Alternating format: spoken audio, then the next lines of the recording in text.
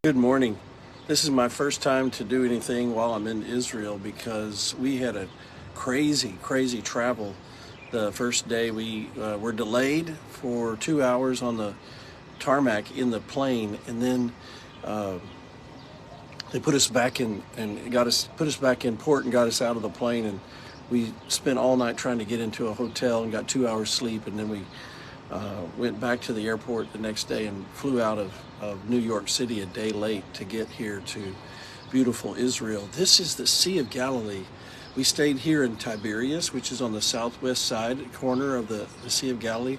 This is my first morning to wake up at the Sea of Galilee. You see that beautiful view as the sun is rising over the Sea of Galilee? That's just amazing, isn't it? Just amazing.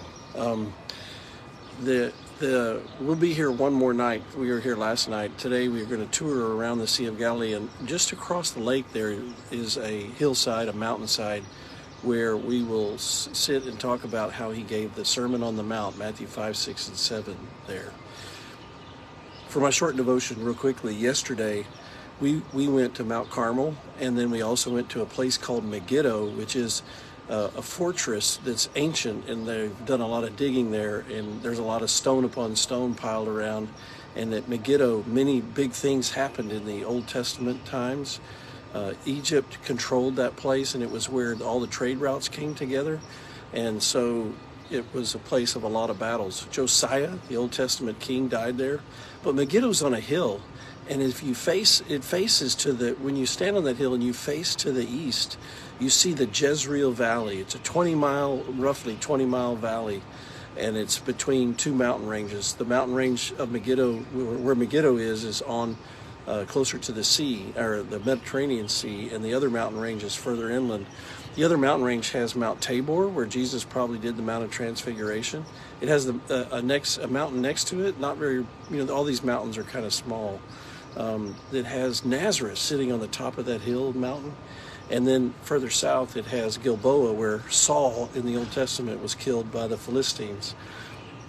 In that valley, that's where Elijah ran ahead of the chariot of Ahab when he had already killed all the prophets of Baal after the big Mount Carmel incident. Remember, at Jesus' Mount of Transfiguration at Mount Tabor, facing the same valley, Elijah and Moses appeared with him and encouraged him because he was going to Jerusalem.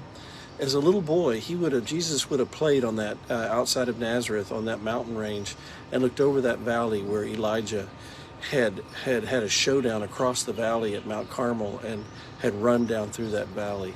Jesus would have remembered Saul and King David and Joshua and Josiah and all the many people that were his Bible that had lived up and down that valley in those mountain ranges.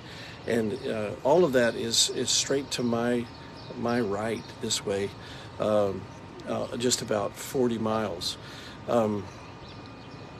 Imagine Jesus thinking of the greats, but growing up into his manhood as the Son of God and the man of God, and thinking of the commitment and the service and what those meaning of those people's lives really were, that he was going to walk in their footsteps, but then walk in our footsteps to the cross and save us. Think about his perspective as he's living out history and knows that this is the geography where all of this happened, and he was born into it to save the world.